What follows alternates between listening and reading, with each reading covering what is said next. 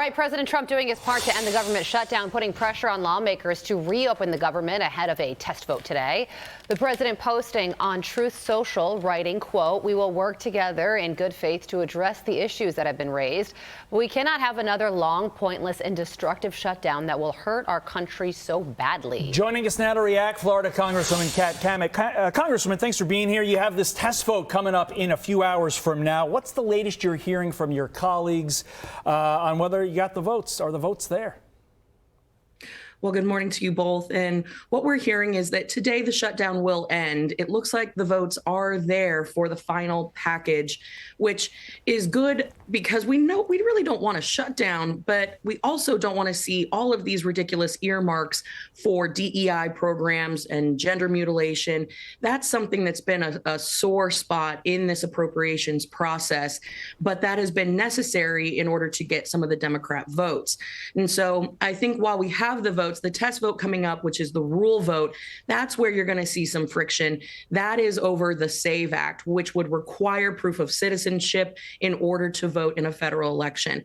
I do think that as of this morning, after having talked to my colleagues all through the night, I think that the votes will be there after some news coming out of the Senate that the Senate is considering getting rid of the zombie filibuster and replacing it with a rule that's already currently on their books that would require senators to actually be on the floor talking in order to engage in debate. So I think there's some forward progress. I do think the shutdown will end today, but most importantly, we've got to get the SAVE Act across the finish line. Okay, so just to be clear, are you saying that you believe that the SAVE Act, which prevents non-citizens from voting in elections, do you think that that will be attached to this funding bill? Because if so, then the Senate has to vote on it once again, because of course that would make this bill different than what the Senate had passed.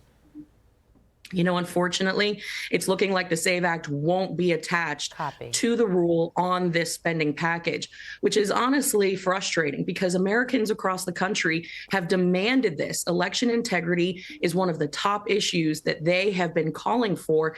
And so not to have this as part of the ultimate package, it's a little bit of a frustration and a sore spot.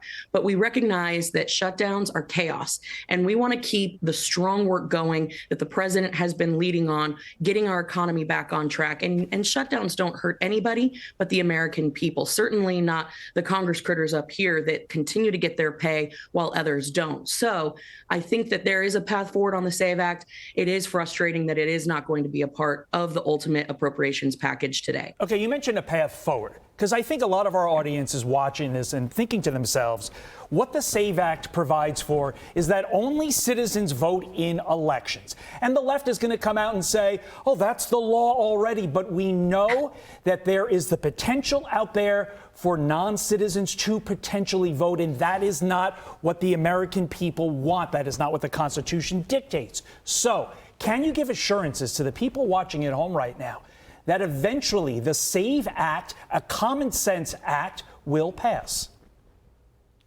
Well, you know, I was up very late last night chatting with my good friend and colleague in the Senate, Mike Lee from Utah, talking about how we could find avenues for the SAVE Act, because we just simply don't have the votes today in order to force the SAVE Act onto the appropriations process. And so what we have to do is make sure this gets across, because as you pointed out, this is a real issue for a lot of Americans. But then on the flip side, you have folks that say it's not. Well, the facts tell a very different story. 19 states currently issue driver's licenses to non-citizens. Of those 19 states, 15 do automatic voter registration when you get your driver's license. So you can see where this has become a serious place for fraud.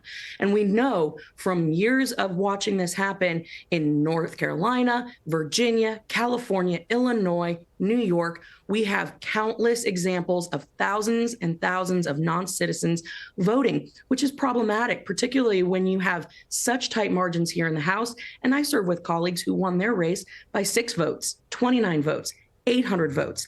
Every vote matters, but it has to be cast legally, and people need to know going into the ballot box that it is going to be a valid vote, and they're not going to be canceled out by somebody who shouldn't have been here in the first place. All right, well, we will be watching to see if the government reopens today, as you have predicted that it will, and then DHS, of course, will only be funded for 2 weeks, and then yet another battle will be waged again between We'll be right back Republicans here. and Democrats.